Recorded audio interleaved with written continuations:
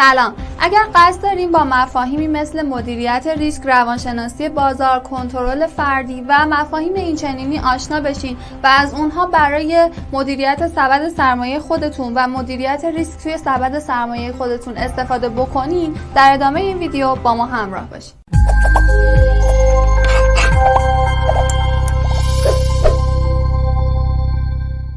اولین نکته‌ای که باید بدونین و اولین سوالی که براتون پیش میاد ممکنه این باشه که اصلا چرا باید ریسک بکنید. به خاطر اینکه در قبال هر سود منطقی که قرار باشه برای شما به دست بیاد، باید یک ریسک منطقی رو هم در مقابل اون بپذیرین. یعنی اگر ریسکی وجود نداشته باشه، در مقابل اون هیچ سود منطقی هم وجود نخواهد داشت. اما این ریسک رو باید مدیریت کنیم و این ریسک باید به صورت کنترل شده و با برنامه‌ریزی انجام بشه.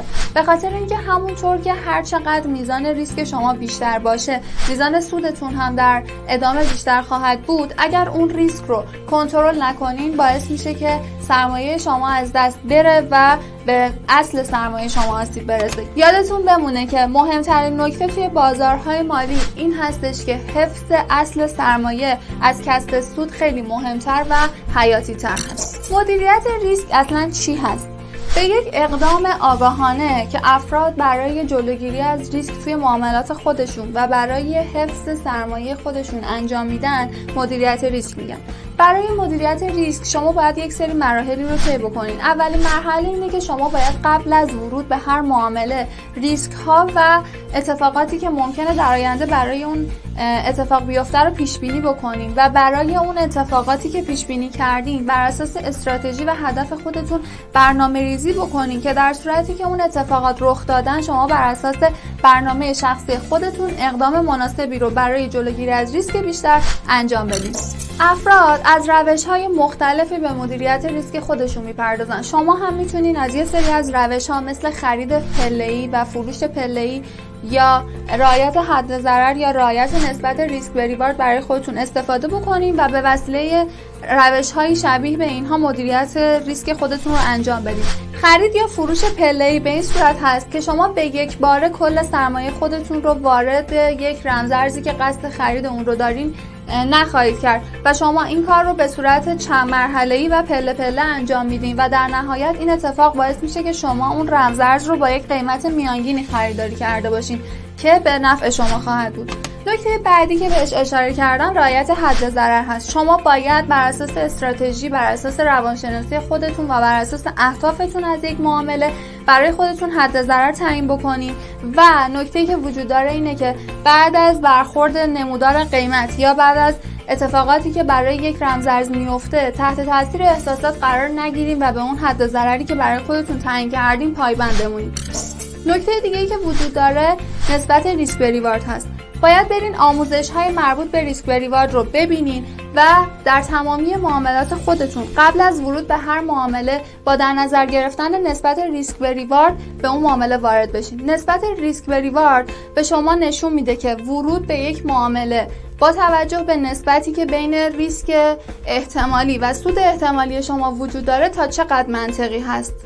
شما بعد از اینکه نسبت ریسک به ریوارد خودتون رو بررسی کردین و دیدین که ورود به یک معامله از نظر منطقی درست هست، میتونین این کار رو انجام بدین و اگر درست نبود به ورود به یک معامله یا رمزارز نمیپردازین. علاوه بر نکاتی که در مورد مدیریت ریسک و سبد سرمایه توی قسمت‌های قبلی بهتون گفتم، مورد بعدی که وجود داره روانشناسی بازار و مدیریت فردی هست. شما باید بدونین که بازار تحت اختیار شما نیست و شما نمیتونین بر بازار تأثیر بگذارین. بازار هر مدلی که دوست داشته باشه حرکت میکنه و شما نمیتونین برای اون تعیین تکلیف بکنین. برای همین شما باید برای ورود یا خروج به معاملات برای خودتون استراتژی و برنامه معاملاتی تعیین کنین و بر اساس اونها به یک معامله وارد یا خارج بشین. یک سری اصولی هستن که بر اساس روانشناسی بازار و مدیریت فردی شما باید اونها رو حتما رعایت بکنین تا به یک معامله‌گر موفق تبدیل بشین.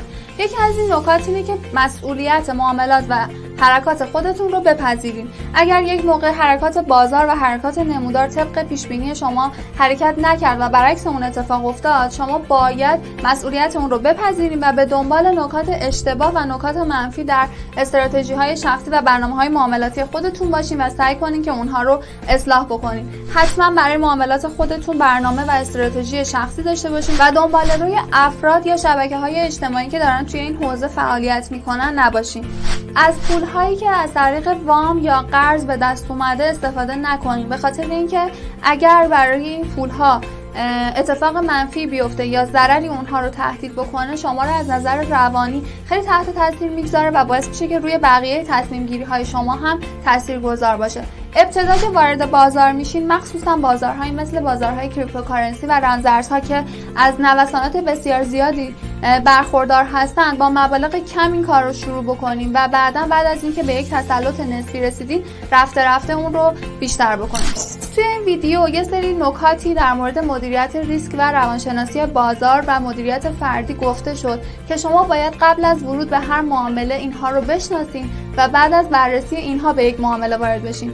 اما این دنیا و این علم روانشناسی بازار و مدیریت ریسک خیلی گسترده هست و شما برای اینکه به این حوزه تسلط داشته باشین نیاز دارین که آموزش‌های زیادی رو ببینید.